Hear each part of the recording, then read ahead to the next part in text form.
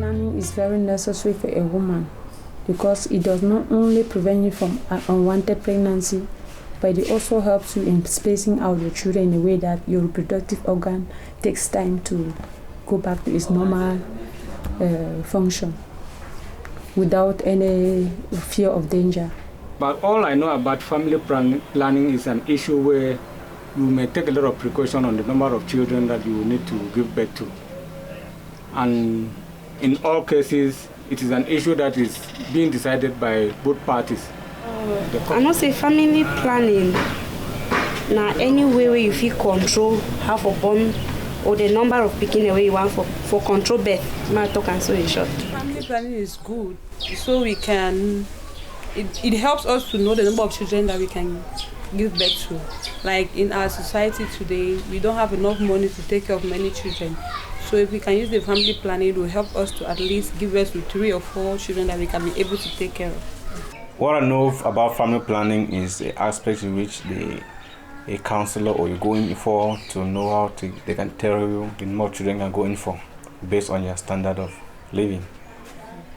The various forms of family planning I know, which the first which we can talk about, natural family planning, where you, especially the woman who will certainly have to know about her menstrual cycle, know when she needs to meet with a man in order to avoid maybe pregnancy. Say a couple of methods then they for family planning.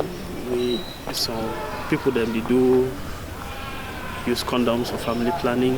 Some people then they do other methods then we get to do with injections. And then another one is the medicalized type that maybe you may need to find yourself in the hospital where you will be injected or where you will be directed on how you have to avoid it. And then another one is by using preservatives. The tablets on, the one where they insert them for your hand, and get condoms. The other way they insert them into the woman in private part.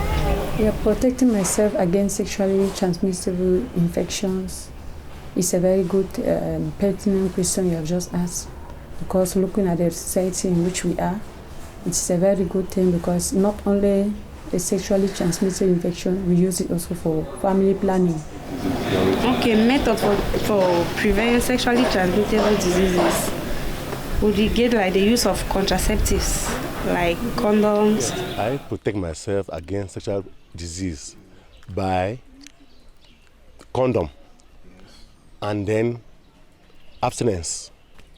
Yes, and most of the time I used to go a test. That I stick to my wife, which is my partner.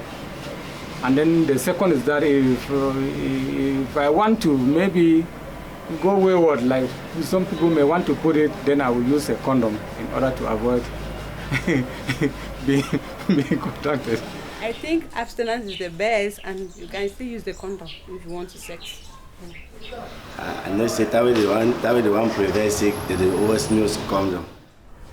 I do it by making sure that I stick just to one partner. I'm married, I have a husband, and I stick just to him alone. So I don't have other sexual partners, so I'm not exposed to sexually infected.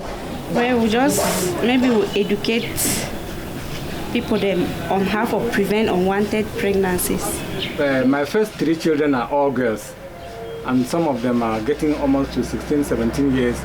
And I tell them some of the consequences of maybe sex and some of the repercussions where if they don't take a lot of precaution, if they want to hastily get into sex, some of the things that at least some of the effect that they may have in the long run. So I discuss with them about sexuality, some of the things that they will need to know as they are graduating from childhood, getting to adult, some of the things that they will need to know. We can fight against abortion by preventing it. That is, the family planning I've just made mention of. If it is really put into use, then there will be no unwanted pregnancies where there will be abortions taking place. The fighting against abortion is when that's unwanted pregnancy. And unwanted pregnancy is you have to advise their children for condom. Yes. And you have to tell her if it happens, of course, because it can happen. If it happens, it should come straight to the father and then tell you, you take her straight to the doctor, specialist doctor. There are so many effects.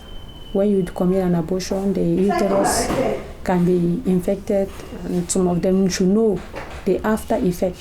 They may never have a child again, and many other effects which, through education, if they know it, they will not go in for an abortion.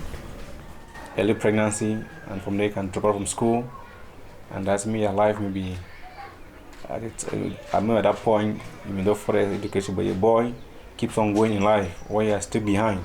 Maybe if you get pregnant so early, or with a sex issue, you can still acquire diseases. Discussing about sexuality with children, as for me, I have very small kids who cannot know about that, but I think for parents who have bigger children, grown-up children, it's a good thing to discuss about sexuality, because it will help them in a long way. Looking at the society in which we are living, it's good to know for children to grow up having that knowledge.